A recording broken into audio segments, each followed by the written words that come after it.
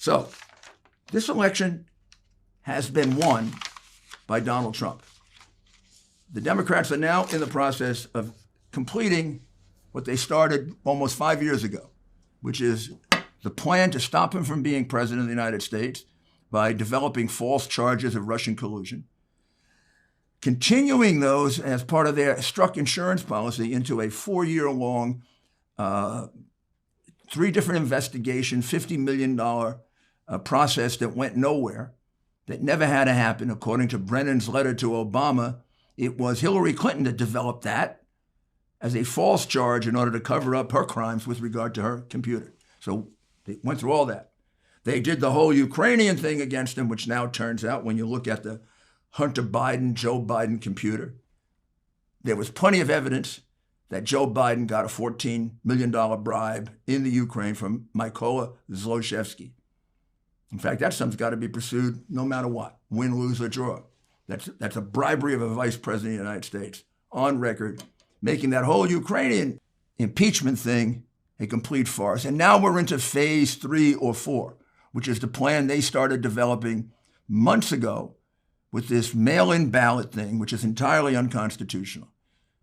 The mail-in ballots were going to be a way for the Democrats to regularize and make legal what they do illegal in many elections and in places like New York, Boston, Chicago. They hold back the vote, and Florida. They hold back the vote when we get down to these last 4 or 5%, like you see going on. And then somehow they find new ballots. In fact, in Milwaukee, while we were asleep, they found 138,000 new ballots, all for Biden. All for Biden. You think those were cast by real voters? You think they were cast by some Democrat sitting in a back room? This has been their plan all along. It is totally impossible, illogical, irrational that the same thing would happen in all 5 or 6 places where there were close votes. What do I mean by the same thing? I mean the thing that the gentleman in Philadelphia has given us an affidavit on, and we'll get many of them now.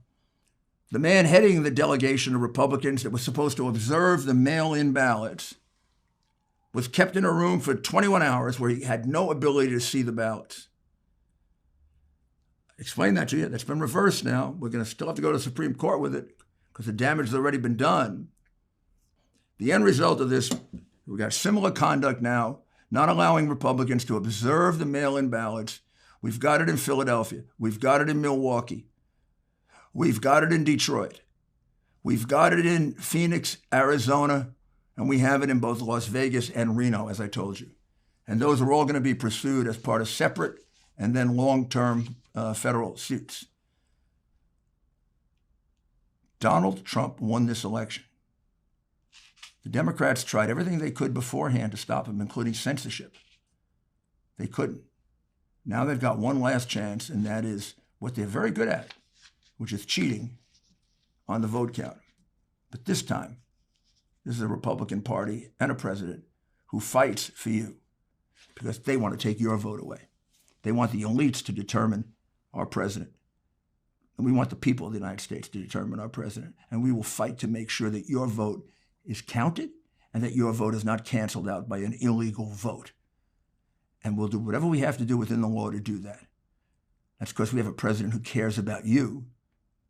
And they have a candidate who says, you don't deserve the right to know, and who announced, probably in a Freudian slip 2 days before, looking at the people, I'm going to win it without you. Yep, he's going to win it with the network heads, the big tech heads, and the money that he's gotten from all kinds of places, including communist China. We're not going to let that happen. Thank you, and we'll be back in a few days with another Rudy's Common Sense.